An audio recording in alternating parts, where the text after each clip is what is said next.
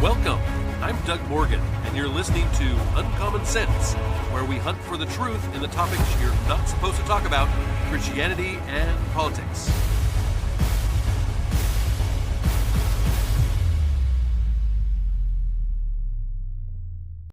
I was asked by my 3-year-old daughter this week if Santa Claus is real. Yeah, this question is one of those questions that many parents dread as much as how are babies made. But in our house, my wife and I have an agreement that says that we will never lie to each other or our kids, especially when it comes to our kids. We just tell them the truth, but at a level that they will understand. This is just good policy since it has ramifications later in life. For example, if I was to tell her that Santa Claus is real and that he'll be sliding down our chimney in a month or so, how will she believe me when I tell her that Jesus is real and you can have a saving relationship with him? So I told her that Santa Claus was a real guy that lived many years ago, but the big guy in the bright red suit driving a sleigh, pulling the flying reindeer around was not real. I quickly added that the really cool thing, though, is that it is a ton of fun to pretend that he is real. We have a good time pretending that Santa actually does exist and brings us presents. Have you ever experienced something like this when you learn a truth about something that you would believe maybe even the opposite of before? For example, have you heard the scripture, cleanliness is next to godliness? Do you know where that is in the Bible? No, you don't? You don't because it isn't in the Bible. Well, this has happened to me when I started looking into the origins of Thanksgiving. I was taught a certain version of what Thanksgiving was in school. Rush Limbaugh said this about what we were taught. He said, "Here's the version you were probably taught. The Pilgrims arrived here after the arduous trip across the Atlantic Ocean. They didn't know why they were, had no idea what to do. They had nothing. The Indians took pity on them. The Indians saw them, and the Indians saved them. The Indians taught them how to do things that they didn't know how to do, like grow food and catch beavers and stuff like that. The Indians saved them. The Pilgrims thanked them by growing a whole bunch of food and having a big feast." So the story of Thanksgiving that's taught is basically how without the Native Americans, there wouldn't be a country because the Pilgrims would have died. At least the Pilgrims were nice enough to pay the Indians back with a big Thanksgiving dinner. The real story of the Pilgrims begins in the early part of the 17th century, though. The Church of England under King James I was persecuting anyone and everyone who did not recognize the church's absolute civil and spiritual authority, actually, the state. Quote, "Those who challenged eschatological authority and those who believed strongly in freedom of worship were hunted down," unquote. This is in England in the 1600s. They were hunted down and imprisoned and sometimes executed for their beliefs. A group of separatists, who are people who didn't really want to be a part of this, first fled to Holland.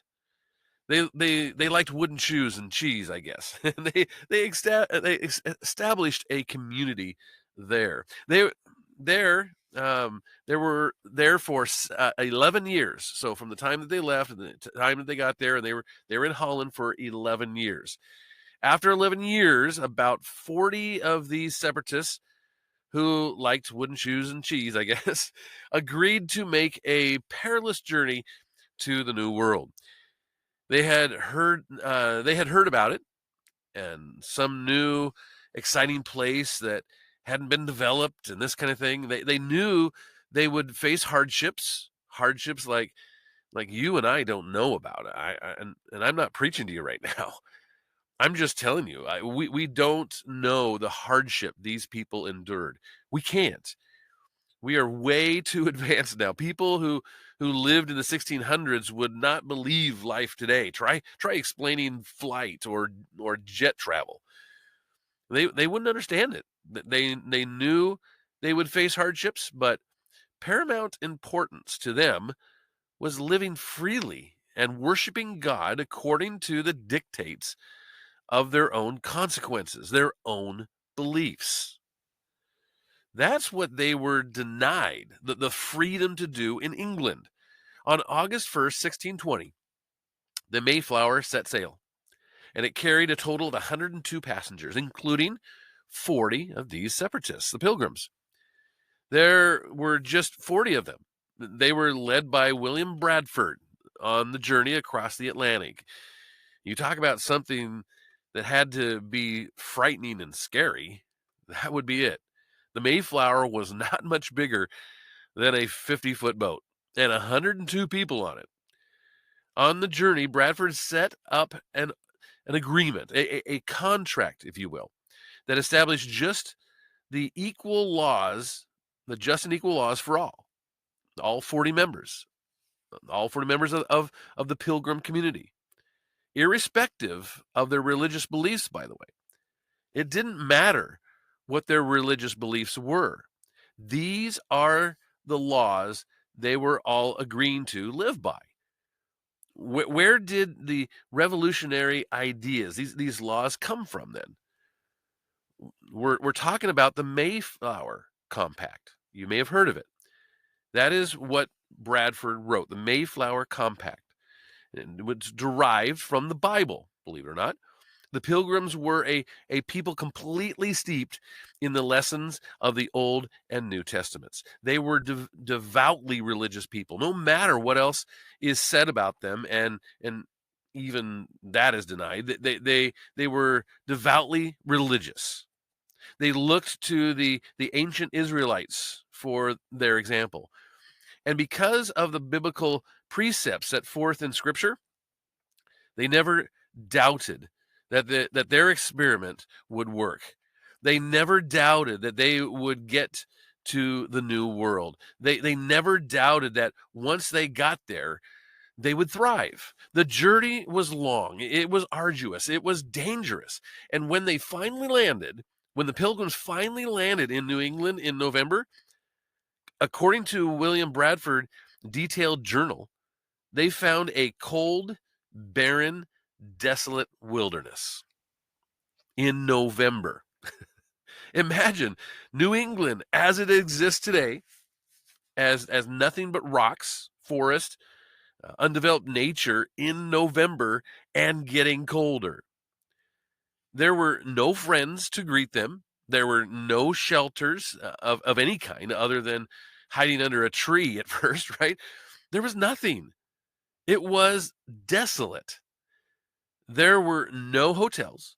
There were no inns. There were no places to clean up. There were no houses. I mean, this was real hardship. The sacrifice that they had made for freedom to worship was just beginning. During the first winter, remember, they arrived in November. During that first winter, half of them, including William Bradford's own wife, died of starvation and of sickness and exposure to the elements. Now we're getting close to what you were taught in school here. When spring finally came, and by the way, what we just went through doesn't do it justice at all. Spring didn't just finally come, it was survival for them. It was an act of survival that you and I can't possibly relate to or understand. American forces can, maybe. I mean, military people who've been trained can understand what the Pilgrims were, but you and I can't. We've never done anything like that first winter in the New World. They survived it. Spring finally came. They did meet Indians, the Native Americans who were there, who did help them in planting corn and fishing for cod. They showed them where the beavers were, so the beavers could be skinned for coats and other things. You animal rights people are not going to like some of this story, but it happened. But even with this degree of assistance from the Indians, the Native Americans, there wasn't any prosperity yet. They had the Mayflower Compact. They had these laws that they were living by, and there was no prosperity. And they wondered why. I mean, now this is important to understand here, because this is where modern American history lessons end, with the Indians teaching the Pilgrims how to eat and how to fish and how to skin beavers and all that. That's where it ends. And that's the feel-good story. But that doesn't even get close to the true story. Thanksgiving is actually explained in some textbooks as a holiday for which the Pilgrims gave thanks to the Indians for saving their lives. It wasn't that. That happened, but Thanksgiving was a devout expression of gratitude. The Pilgrims to God for their survival and everything that was a part of it. Now here's the part that has been omitted. The original contract that the Pilgrims entered into in Holland, they had sponsors. They didn't have the money to do this trip on their own. They they had sponsors. They were merchant sponsors in London and in Holland, and these merchant sponsors demanded that everything that the Pilgrims produced in the New World would go into a common store, a single bank, if you will, and that each member of the Pilgrim community was entitled to one share. So everybody had an equal share of whatever was in that bank. All of the land they cleared, all of the houses they built belonged to the bank, to the community as well. And they were going to distribute it equally because they were going to be fair. So all of the land that they cleared and all of the houses that they built belonged to everybody, belonged to the community, belonged to the bank, belonged to the common store. Nobody owned anything. They just had an equal share in it. It was a commune. It's basically what they had here. The Pilgrims established a commune, essentially. I mean, the forerunner of the communes we saw in the 60s and 70s out of California, right? I mean, they even had their own organic vegetables, by the way. Yeah, the Pilgrims were the forerunners of organic vegetables. Of course, what else could there be? No such thing as processed anything back then, right? And now William Bradford, who had become the governor of the colony because he was the leader, recognized that this wasn't going to work. this was costly and destructive, and it just wasn't working. This was collectivism, and it was socialism, and it wasn't working. This first winter had taken a lot of lives. I mean, the manpower was greatly reduced. So William Bradford decided to take bold action. William Bradford, the governor of the Pilgrim community, saw that none of this was working. The Mayflower Compact was not working. Giving everybody a single share of stock in the common store and in the common bank was not working. Collectivism, it was as costly and destructive to the Pilgrims as it is and has been to anybody who has ever tried it. So Bradford decided to scrub it. He threw it out and took bold action. He assigned a plot of land to each family. Even family was every family was given a plot of land. and they could work it, they could manage it however they wanted to. And if they just wanted to sit on it, let's say, they just wanted to sit on it and get fat and dumb and happy and lazy, well, they could. It was up to them. If they wanted to develop it, if they wanted to grow corn or whatever on it, they could. If they wanted to build on it, they could do that. If they wanted to turn it into a quasi business, they could do whatever they wanted to do with it. He turned loose the power of the capitalistic marketplace. Long before Karl Marx was ever born, from the Pilgrims had discovered the experiment and experimented really with what could only be described as socialism, and they found that it didn't work. Now it wasn't called that back then, of course, but that's exactly what it was. Everybody was given an equal share. You know what happened? Nobody did anything when they were just given an equal share. When everything had equality, nobody did anything. There was no incentive there. Nothing worked. Nothing happened. What Bradford and his community found was that the most creative and industrious people had no incentive to work any harder than anyone else, unless they could utilize the power of personal motivation. But while most of the rest of the world has been experimenting with socialism for well over 100 years, trying to refine it and perfect it and reinvent it, that's not what the Pilgrims did. The Pilgrims decided early on to just scrap it permanently, to not try to tweak it at all. It's just throw it out. What Bradford wrote about this social experiment should be in every school child's history lesson. If it were, we might prevent such needless suffering. If the true story of Thanksgiving had been taught for years and years and years. So William Bradford, after putting everybody in a common store, the Mayflower Compact, they wanted it to be fair. And they wanted everybody to have one common share of stock in everything that happened to the Pilgrims and what they produced.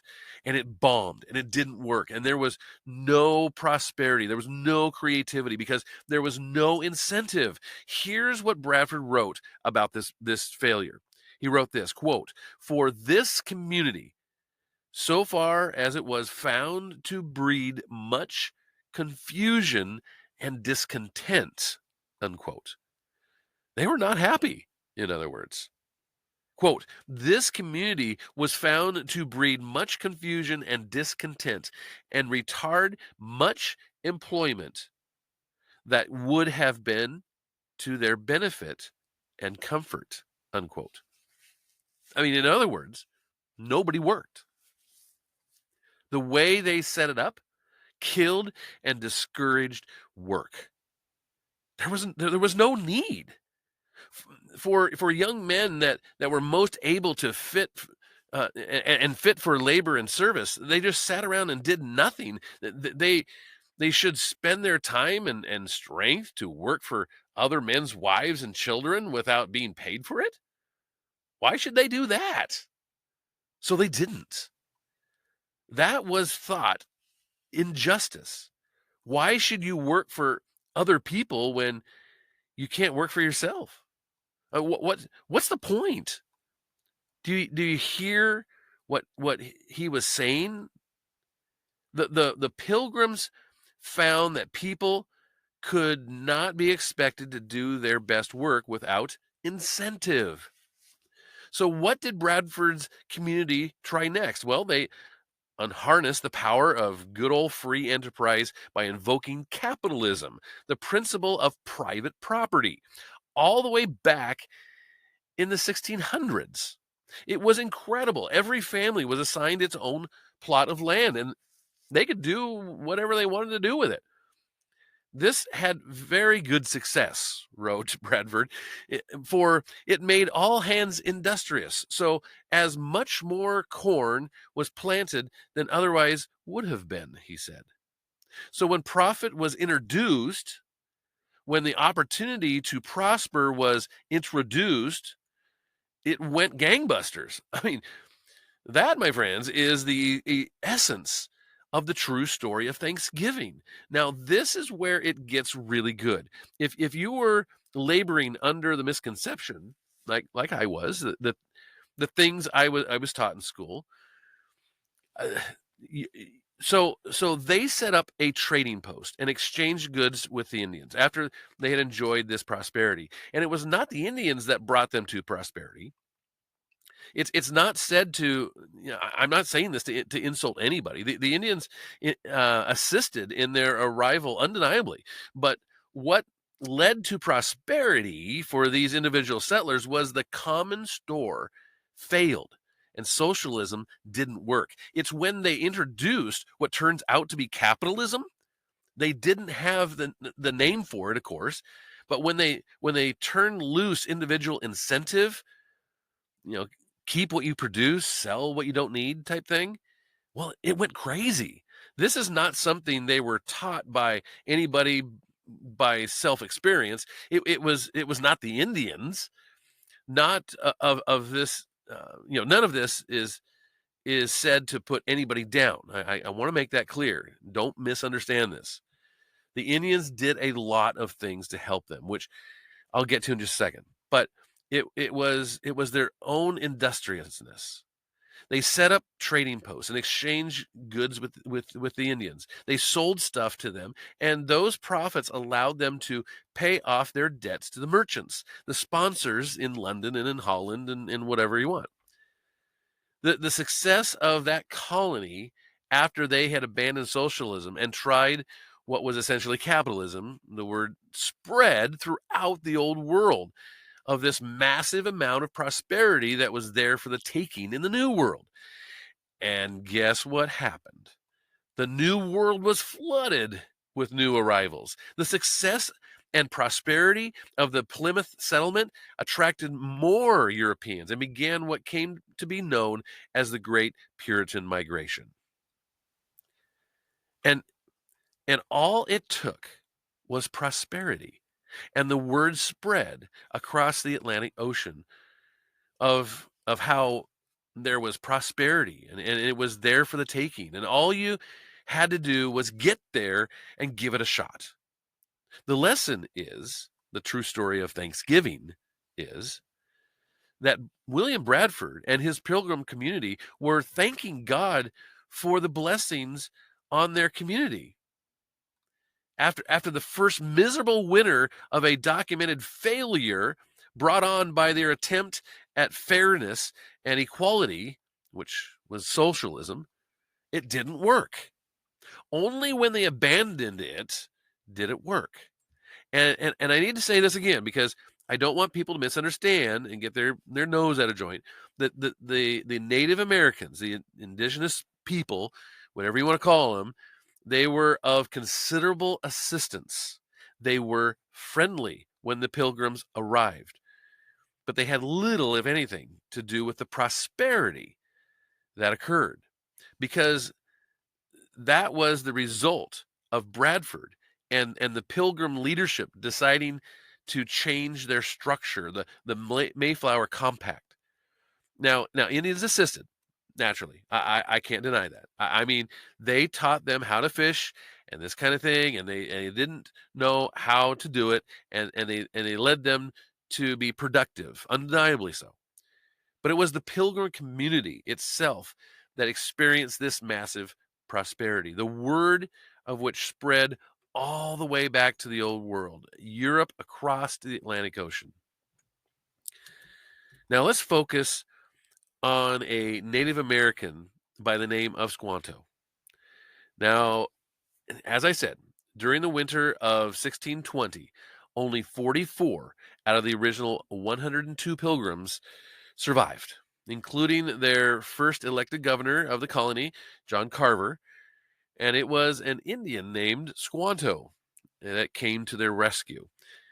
Now, Squanto was no ordinary native. Early settlers in 1610 had captured him and sold him into slavery. And a group of Catholic friars actually freed him and brought him to England, where they learned where he actually learned to speak English. And in 1618, serving as an interpreter on an English ship, he was brought back to the New World. And it was Squanto who is a famous Native American in his own right in the Pilgrim story. And it was Squanto who taught the pilgrims how to plant and to fish and how to skin beavers. And it was Squanto who brokered a peace treaty between the pilgrims and the other Indian tribes. I mean, there was more than one Indian tribe in this area. It was not copacetic by any means. It was not friendly, and they were not at one with nature, as you hear so often here. It was not anything like the multiculturalists that would have you believe this kind of thing.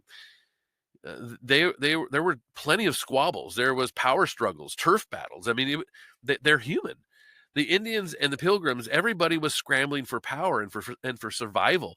Survivability was the name of the game, and it was not guaranteed. And now, many of the Pilgrims literally believed that God had sent Squanto to save them, and the Pilgrims believed, that without Squanto, they never would have survived or thrived. And they experienced a tremendous harvest in 1621. And that's the big gathering that is taught in the history books. The native Indians and the Pilgrims joined together for a huge feast, which is the foundational story of the Thanksgiving story that's taught in public schools. But again, that is not the real story of Thanksgiving. That's a textbook brand. It did happen. Yes, it did. It did happen. But it's so much more than that. One of the most important legacies of early settlers is that they experimented with socialism in the 1620s, and it didn't work. Private property rights and personal responsibility, two pillars of a free market economy, saved the Plymouth colony from extinction and laid the economic foundation for a free and prosperous nation that we all enjoy today. Now that is the true story of Thanksgiving. Now you may not have heard that before. You may have heard that before. You may not have heard that before. And you may have even heard, about how the Pilgrims were these nasty people who brought plagues and disease and virus and things like this, and it just devastated the Native American communities. And wow, if they hadn't done all of this, wow, this would have been just such a great utopian place here in the Americas. You may have heard a lot of things, but if you actually go back and you actually do the research, you actually read William Bradford and what he wrote about all of this. If you actually look into the truth about this, it gives you a better perspective on what we're seeing today. Because what are we seeing today? Today, in today's world, in our society today, we see plenty of people who don't want to work. I mean, how many times have you seen now hiring signs in the windows of your local businesses? How many of those businesses are spending hundreds and thousands of dollars of their advertising dollars, not on advertising their brand, but on trying to get people to work for them? I mean, how they're in today's day and age, we have a real labor issue of people not wanting to work. And why should they? Because of these, quote, safety nets, unquote. It makes it so that people don't want to work. When you dilute capitalism and you go more toward the socialism type of economy, this is what you're going to get. And we see it played out with the Pilgrims, and we should be giving thanks that they actually did the right thing. And look what happened. That is the true story of Thanksgiving. Now, you may agree with that, and you may disagree with that. I would love to hear from you, and I would love for you to have a very happy Thanksgiving. Remember, uncommonsensepodcast.com. Thank you very much for listening. This podcast is a production